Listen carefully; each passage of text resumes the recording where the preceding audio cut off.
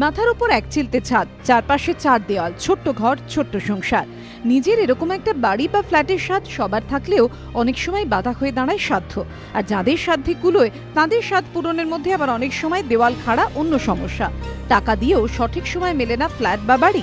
যেমন অতনু পাল, পেশায় চিকিৎসক, বাড়ি উত্তর 24 পরগনার শ্যামনগরে, কর্মসূত্রে যাতায়াত কলকাতায়। 2012 ডিসেম্বরে বাগবাজারে একটি ফ্ল্যাট কেনার সিদ্ধান্ত নেন। প্রাথমিক কথাবার্তার পর প্রমোটারের দাবি মতো মিটিয়ে দেন 22 লক্ষ টাকা, কিন্তু 4 বছর পরেও ফ্ল্যাট হাতে পাননি। আমি 31 ডিসেম্বরে যখন টাকাটা দিই, তারপরে ফেব্রুয়ারি মাসে জানতে পারি যে উনার অ্যাকচুয়ালি সেলার রাইট নেই। তো তখন উনি আমাকে বলতে থাকেন যে না ঠিক আছে, কোনো ব্যবস্থা হয়ে যাবে। আমি তারপর ওখানকার লোকাল কাউন্সিলরের সাথেও কথা বলি। কাউন্সিলরের প্যাডে প্রমোটার লিখে দেয় যে আমি এই তারিখের মধ্যে আমি ফ্ল্যাট রেডি করে দিয়ে দেবো, কিন্তু সেটাও উনি করতে পারেননি। ক্রেতা সুরক্ষা দপ্তর থেকে আইন আদালত কিছুই বাদ রাখেননি, কিন্তু কোনো সুরাহা হয়নি। কনজিউমার কোর্টে আমি এই ব্যাপারটা নিয়ে যাই এবং কনজিউমার ফোরামের মাধ্যমে আলোচনার পরে যখন দেখা যায় যে কনজিউমার ফোরাম প্রায় 5 বার চেষ্টার পরে ওনাকে আনতে পারেননি, তখন কনজিউমার ফোরাম আমাকে বলে যে আপনি কনজিউমার কোর্টে যান। কিন্তু ওনাদের পক্ষ থেকে এখনও পর্যন্ত সেরকম কোনো রেসপন্স কনজিউমার কোর্টও খুব একটা পাইনি। তো সেই অবস্থা থেকে আমি এখনও পর্যন্ত ঘুরেই চলেছি এবং বিভিন্ন জায়গায় ভাড়া বাড়িতে থাকছি। অগত্যা হাতিবাগানে বাড়ি ভাড়া নিয়েছেন চিকিৎসক। একই অবস্থা কুঁদঘাটের বাসিন্দা তুষার মুখোপাধ্যায়। বছর 4 আগে ফ্ল্যাট কেনার কথা ভাবেন, স্থানীয় প্রমোটারকে 5 লক্ষ টাকাও দেন, কিন্তু নির্মীয়মান ফ্ল্যাট দেখতে গিয়ে চক্ষু চড়ক কাজ। অভিযোগ, মাঝে দেওয়াল দিয়ে তার ফ্ল্যাটের একটি অংশ অন্যকে বিক্রি করে দিয়েছেন প্রমোটার। বছর 4-4.5 বছর আগে ওনার সাথে আমার একটা কথা হয়েছিল একটা ফ্ল্যাট নেওয়ার। উনি যত স্কোয়ার ফিট দেবেন বলেছিলেন, আমি একদিন গিয়ে দেখি ফ্ল্যাটটা মধ্যে থেকে কেটে আরেকজনকে বিক্রি করে দিয়েছেন।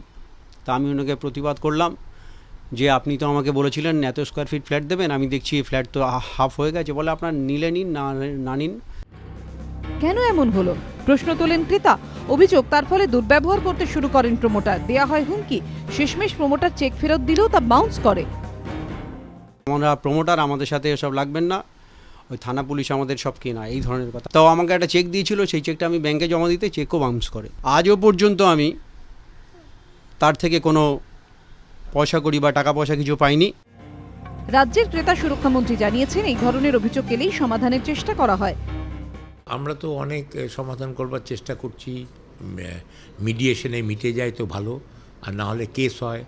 আর কেসে আমি দেখেছি যে প্রমোটারের এগেনস্টে যখন রায় দিই তখন হাইকোর্টের তরফ থেকে একটা ইন্টারফিয়ারেন্স হয়, একটা ব্যবস্থা হয়। সেই জন্য আমরা সুপ্রিম কোর্টে একটা কেস ফাইল করেছি।